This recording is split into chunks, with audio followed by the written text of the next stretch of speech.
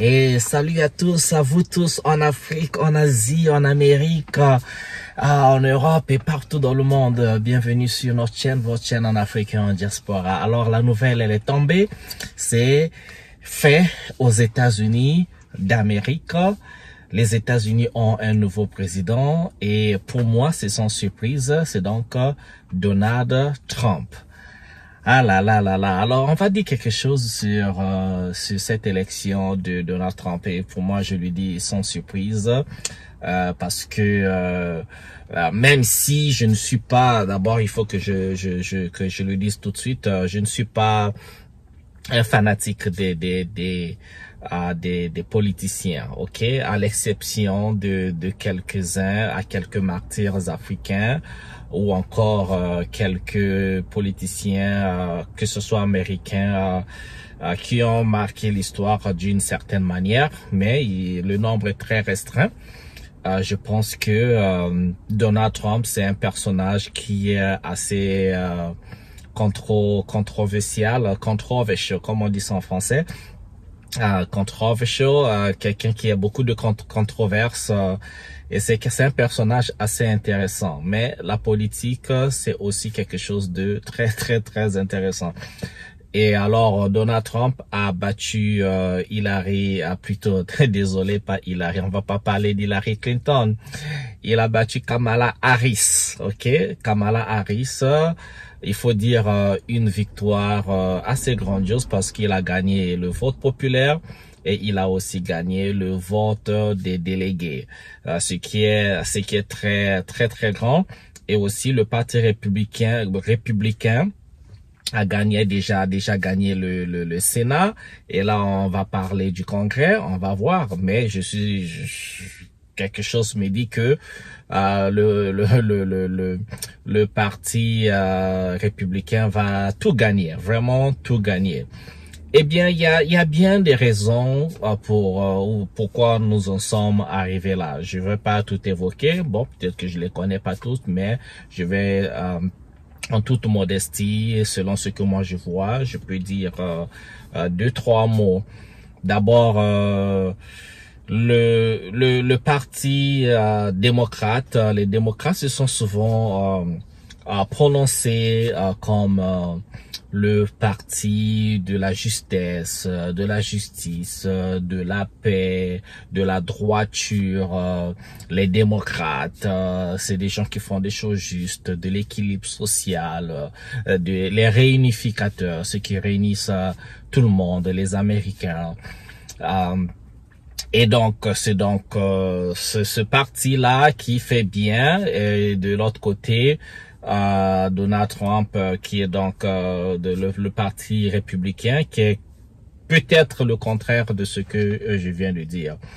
Ben, vous savez déjà que à l'élection du président actuel Joe Biden, c'était une élection qui s'est passée avec beaucoup de protestations au niveau de Donald Trump avec le parti républicain. On a soulevé qu'il y a eu la tricherie. Bon, est vrai ou faux, ça je sais pas. Beaucoup de gens disent que c'est vrai. Les élections avaient été truquées, ce qui a permis à ce que Joe Biden arrive au pouvoir. Joe Biden arrive au pouvoir, avait donc choisi Kamala Harris comme la vice-présidente. Donc, toute l'élection de Joe Biden était fait donc de boutade au niveau du parti républicain. Déjà, Joe Biden est assez âgé. Et donc pendant toute sa présidence, il y a eu des bourdes comme ça là. Il a eu des pertes de mémoire. Il est tombé par plusieurs reprises sur du vélo ou sur des estrades. Il est tombé, il fallait le soutenir, il perdait l'équilibre, il perdait la mémoire. Il confondait des présidents, il confondait les faits historiques. Il était tellement dans la confusion. Ben écoutez, les gens disaient il n'était pas apte. On accusait même les médecins de donner des faux diagnostics, des faux résultats médicaux. Et donc, il est arrivé jusqu'au point où il a même entamé en fait la campagne présidentielle. Ben, il est juste arrivé que le parti démocrate et tout le monde d'abord, plein de gens disaient, ben écoutez, je ne pense pas qu'il soit apte à être président des États-Unis. Bon, j'ai quand même apprécié son courage. Il faut dire, j'ai apprécié le courage de Joe Biden d'avouer qu'il n'était plus apte à faire campagne, à devenir, à continuer avec la présidence. Et donc, il step down, il a arrêté, il a dit, il va plus se présenter. Ça fait beaucoup de courage, parce que nous, en Afrique, on a des présidents qui sont arrivés, qui sont au pouvoir depuis 1979, 1980, ça 40 ans, 45 ans de pouvoir, ils sont là, ils sont vieux. Vous savez, regardez au Cameroun, le gars, il a quel âge aujourd'hui, le président du Cameroun, Paul Biya? Voilà, 91 ans, 92 ans peut-être, ben il lâche pas le pouvoir. Ben, donc j'ai apprécié quand même ce geste de Joe Biden.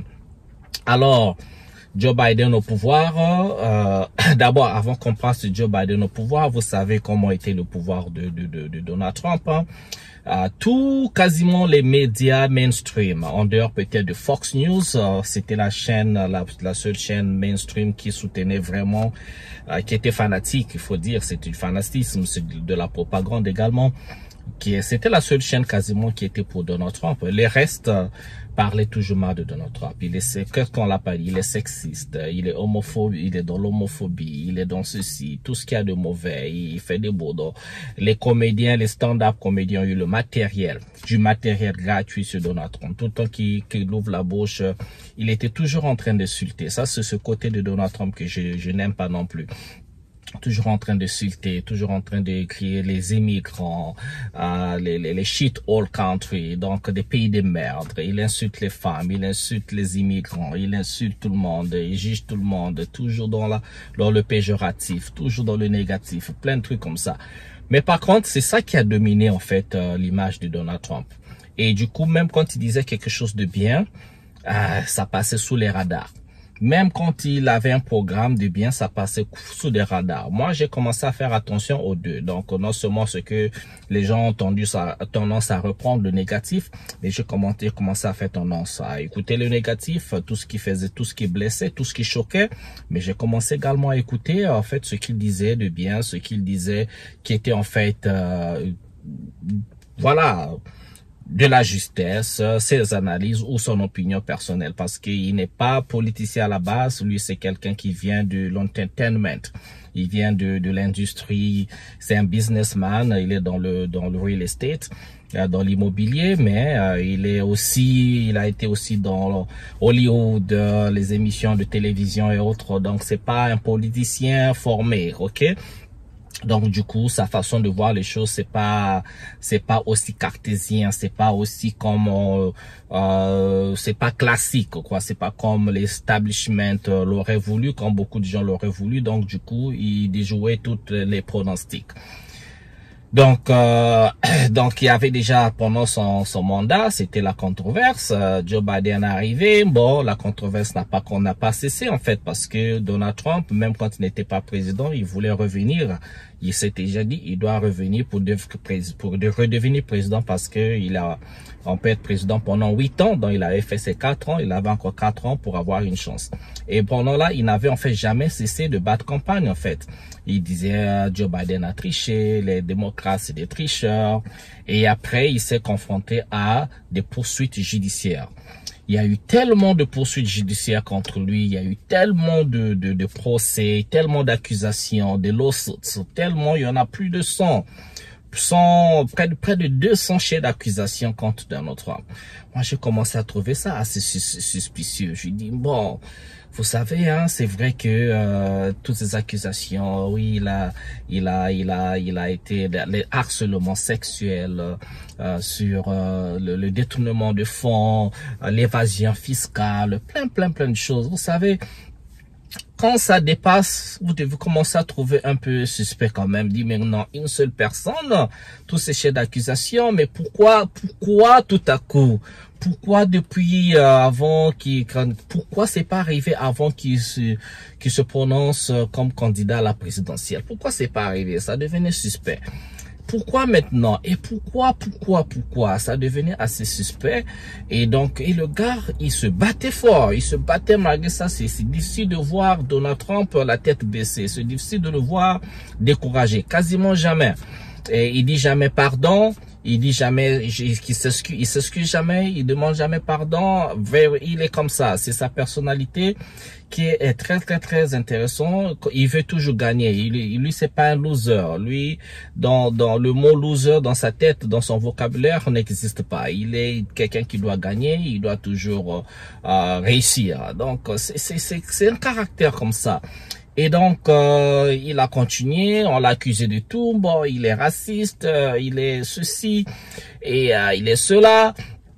Et on l'a accusé, vous avez vu avec le riot, les gens qui s'étaient soulevés, qui sont allés au Capitole pour vouloir prendre le pouvoir. Donc le riot qui a terminé avec, je pense, la mort d'un policier. Ils sont rentrés même dans le bureau de Nancy Pelosi, qui était le House Speaker. Et donc il y a eu tout on l'a accusé Donald Trump, il y a eu des gens qui sont allés en prison, il y a eu tout un scandale sur qui n'a pas arrêté. Voilà, je disais mais avec tous ces chefs d'accusation, en fait, moi j'ai fini par confondre. En fait, tout était fait pour l'empêcher de se présenter aux élections présidentielles, parce qu'il y a même des États qui ont décrété qu'ils ne pouvaient pas se présenter dans ces États. J'ai oublié l'État, mais je reviendrai pour une autre présidente. Donc pour une autre vidéo. Je mettrai dans une autre vidéo. Donc, il y avait tout ça. Ça devenait pour moi suspect. Alors, les démocrates, moi, je pense que se sont tirés une balle dans la tête, dans la jambe, sinon peut-être une balle dans la tête pendant les 4 années à venir. Ils vont peut-être se ressusciter. Alors, les démocrates se sont prononcés là, champions de donner des leçons à tout le monde. Champions de donner des leçons à tout le monde. Ils sont partout dans le monde à dire aux gens à décréter qui est démocrate, qui n'est pas démocrate, quel pays en Afrique, surtout en Afrique et au Moyen-Orient, quel pays est juste, quel pays n'est pas juste.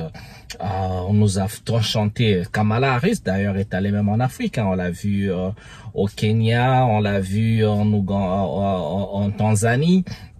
Ou quand elle est allée, elle a fait la même chose qu'Obama. Elle a parlé comment on appelle les LGBT, tout ça. Vous avez en Afrique, l'Afrique est très particulièrement très sensible avec ce sujet de LGBT. Vous voulez que le mariage pour tous. Les gens pensent à manger, les gens pensent à s'industrialiser, les gens pensent à développer leur pays, les gens pensent à la santé. Quand vous sautez les États, vous voulez leur parler des LGBT. En Afrique, les gens sont très sensibles par rapport à ça. Et je pense qu'elle a fait Kamala Harris l'erreur de Barack Obama d'aller là-bas. Barack Obama n'est pas aimé. Moi non plus, je vous assure, je vous dis tout de suite, j'apprécie pas Barack Obama parce que c'est pendant le mandat de Barack Obama que Kadhafi a été tué. On a vu la déstabilisation de la Libye, aujourd'hui qui n'est que l'ombre de lui-même. On a vu, c'est pas pendant Barack Obama que l'armée française et l'OTAN ont intervenu en Côte d'Ivoire. On a pris Laurent Gbagbo comme un enfant, on est allé le mettre en prison là, alors qu'il était innocent, puisque il y a eu vous avez vu, hein, Robert Bourgi a bien révélé que, en fait, c'était lui le président de la Côte d'Ivoire, avec sous Barack Obama. Donc, toute cette zone, le terrorisme a augmenté. C'est sous Barack Obama qu'il y a eu la création de ISIS. L'envoyé voulait détruire la Syrie. S'il n'y avait pas les Russes, en fait, la Syrie n'existerait plus. Bachar ne serait plus là. C'est sous Barack Obama, qu'on a vu, la montée du programme de drones dans le Moyen-Orient. Les drones, le programme de drones a fait peine massacre. C'est sous Barack Obama également qu'il y a eu une déportation de beaucoup d'immigrés. Donc plein de choses sont passées sous Barack Obama, mais comme le gars quand il parle avec prestance et autres, on dit oui il est intelligent et tout, ensemble penser que non, que c'est un ange et autres. Barack Obama a vraiment détruit, il n'a pas contribué à l'essor ou à faire des programmes qui pouvaient améliorer l'économie et les finances des Noirs américains. Donc ça, s'est passé sous Barack Obama. Il faudrait pas qu'on l'oublie. Donc il y a eu ça. Et alors Biden arrive, il y a eu la guerre contre comment on appelle la Russie qui attaque l'Ukraine. Mais la guerre n'a pas commencé quand la Russie attaque. Il faut repartir en 2014 avec quand la Russie a pris la Crimée. Donc il y a eu des précédents, mais les médias mainstream avec leur propagande veulent toujours nous faire oublier l'histoire, veulent toujours nous penser qu'on a la mémoire courte. On veut pas qu'on touche en fait à l'histoire parce que il y a toujours l'origine du feu. Il faut voir l'origine, le feu a commencé comment. Ça, on veut pas qu'on analyse. Et donc, la Russie fait sa guerre, son opération spéciale, comme Poutine l'appelle. Et on a vu que il y a Zelensky qui venait aux États-Unis tout le temps pour prendre le soutien. Donc, il y a eu autant des milliards et des milliards déversés pour aider l'Ukraine. Mais à la maison, les Américains crèvent de faim. Je suis aux États-Unis, les gars, mais je vous dis que manger bien, manger bio aux États-Unis, c'est pour les riches, hein. Les gens, tu peux travailler 1, 2, 3 boulots, tu te retrouves toujours pas. Vivre aux États-Unis, la maison, mais les maisons coûtent cher si vous habitez dans un État comme en Californie, vous habitez à New York, de plein d'États, mais les maisons coûtent cher, les gars. Vous travaillez, tout ce que vous gagnez, vous payez la maison. Les gens ont du mal à s'en sortir. Et à côté, il y a les démocrates qui envoient des milliards et des milliards à Zelensky, à l'Ukraine. Alors que beaucoup d'Américains ne peuvent même pas pointer du doigt où se trouve l'Ukraine sur la carte. Ils n'ont aucune relation avec l'Ukraine. Ils ne savent pas, ils comprennent. Mais pourquoi est-ce que l'Amérique déverse autant de milliards? On sait pourquoi, mais bon, on va parler dans les détails. Mais pour le commun de mortels américains, pour le citoyen américain, il dit, mais non, c'est pas possible. Nous, on meurt de faim. En Amérique, je vous assure, les gars, les clochards, mais il y a des clochards partout. Les gens sont dans la rue. Les gens venez en Californie. Je prendrai le temps, je vais faire une vidéo dessus. Venez arriver en Californie, les gens sont dans la rue. C'est incroyable. Les gens ont des problèmes de drogue. Les gens, il y a des zombies là. Il y a des terres, des villes de zombies aux États-Unis. Je vous assure. Alors, ils arrivent avec ça. Ils vont aider. Ils vont donner des milliards. Le fils de Joe Biden, Hunter Biden, qui est dans le scandale, qui est dans la drogue et qui a le business il a le business en Ukraine avec son papa. Donc, il y a eu des scandales. Mais eux, ils sont pas condamnés. Donald Trump est toujours condamné. Les Américains regardent qu'on leur donne des milliards. Par contre, eux, à la maison, ils n'ont absolument rien ne s'améliore. L'économie, leur compte bancaire, ça va pas. La dette, les gens sont dans la dette. Les gens sont extrêmement endettés. Le gouvernement ne les aide pas, mais par contre, c'est des milliards qui vont ailleurs. Les Américains regardent. Parce que je vous dis, Donald Trump a gagné le vote populaire et le vote des délégués, electoral votes. Vous voyez, et le vote en général, la dernière fois quand Donald Trump a gagné les élections contre Hillary Clinton, il avait que gagné à cause du vote des délégués, électeurs au vote, mais il n'avait pas gagné le vote populaire. Mais là, il a gagné, tout gagné. Vraiment, c'est voilà quoi. Donc, ça n'a que commencé à monter. Et là, cette propagande, vous arrivez à la maison des démocrates. Vous savez, moi, je n'ai rien contre nos frères, les LGBTQ, ça. Mais à un moment donné, faire la propagande de ces choses, ça devient à un moment donné ennuyant. On dit, mais c'est quoi? Parce que nous autres hétérosexuels, on va pas dans la rue vous dire, moi, je suis hétérosexuel, justice pour hétérosexuel, je suis tout ce qu'on veut. Il y a des choses, parfois, c'est quand vous en parlez, ça devenait comme un agenda. Mais c'est comme si vous forcez les gens dans un vocabulaire, dans un truc que les gens comprennent pas. Ah, vous devenez, bon, les trans et tout, bon. D'accord, tu es homme, tu veux devenir femme, d'accord. Tu es femme, tu veux devenir homme, d'accord. Mais maintenant, tu es un homme, tu deviens femme, tu dois aller te faire à la bourse, on doit te mettre dans le sport, dans la catégorie des femmes. Et tu vas là-bas, tu tapes tout le monde. Mais on dit, mais c'est pas possible. Le gars, il était un mec, il devient une femme, il va taper tout le monde. Et tu es un homme, tu deviens une femme, on va te mettre en prison, on va te laisser là où on met les femmes. Et les gars, ils vont là-bas, il y a un gars, il enceinte tout le monde. Enfin, je dois suivre ma langue. Bon, les gars, tu cognes toutes les femmes et tu enceintes quelques-unes. On dit, bon, comment? Les gens regardent. Les républicains sont plus conservateurs. Ils ont les valeurs de la famille et ceci. Donc, vous comprenez? Donc, ça va pas. Donc, ça commence à monter. Parmi d'autres points, on parle de la guerre, par exemple. Donald Trump, c'est quelqu'un qui est contre la guerre. Il dit, lui, s'il vient au pouvoir, il va arrêter la guerre de l'Ukraine, Russie-Ukraine en 24 heures. Bon, on va voir s'il va tenir sa promesse. Mais les autres, c'est les armes, c'est la guerre. Bon, le point commun pour eux, c'est le soutien à Israël. Les Américains ils soutiennent inconditionnellement Israël, que Israël est en train de commettre un génocide à Gaza. Là, Israël est en train de bombarder le Liban. les États-Unis se battent. C'est avec les armes des Américains. Bon, de ce côté-là, je suis pas, on va voir. Donald Trump, il n'est pas pour la guerre, il est complètement pour le soutien d'Israël, mais il n'est pas enclin aux guerres ailleurs. Donc, il va pas déclencher. Bon, on va l'attendre là. Donc, tout ça, ça a tiré sa cote également. Ça a augmenté sa cote où les gens voulaient, bon, nous, on va aller pour Donald Trump plutôt que pour ces gars-là. Alors, la campagne présidentielle a déjà commencé, hein. On nomme, quand Joe Biden désiste, alors Kamala Harris devait le remplacer. Mais Kamala Harris, les gens ne le connaissent pas assez bien. On la connaît pas assez bien. Elle n'a pas eu le temps non plus d'avoir sa politique parce que Joe Biden, on disait déjà, oui, c'est la politique, c'est Barack Obama. Kamala Harris arrive, oui, c'est toujours Joe Biden, c'est toujours Barack Obama, c'est toujours la même politique. Donc, elle n'avait rien d'elle-même d'original, rien d'authentique qui est de Kamala Harris, quoi. Sa politique, c'est quoi? Donc, il y avait pas un message fort. Il n'y avait pas un message fort lancé en écoutant ça. Les gens semblaient toujours écouter Biden ou Obama. Et en plus, elle avait deux choses contre elle, comme on dit en anglais, two strikes against her. Donc, non seulement elle est une femme, est-ce que les États-Unis sont prêts pour une présidente, un président qui les lead, qui est femme? Et deuxième strike, c'est une femme de couleur, comme ils disent eux-mêmes, de couleur. Les gens de couleur, j'aime pas cette expression, les gens de couleur. Non, c'est les femmes qui est mixte. Elle est aux États-Unis, bon, c'est une femme noire, mais sa maman était indienne, son papa noir américain. Donc, on dit femme noire, femme de couleur, tout ce que vous voulez. Donc, est-ce que les Américains sont prêts pour ça? Parce que même Hillary Clinton, c'était une femme mondélée, donc une femme blanche, mais elle n'est pas passée. Est-ce que les Américains sont prêts pour ça? Question mark. Donc, c'est tout cette accumulation de frustration et aussi tous les grands médias, les réseaux sociaux ont fustigé toujours. Tout le monde était contre Donald Trump.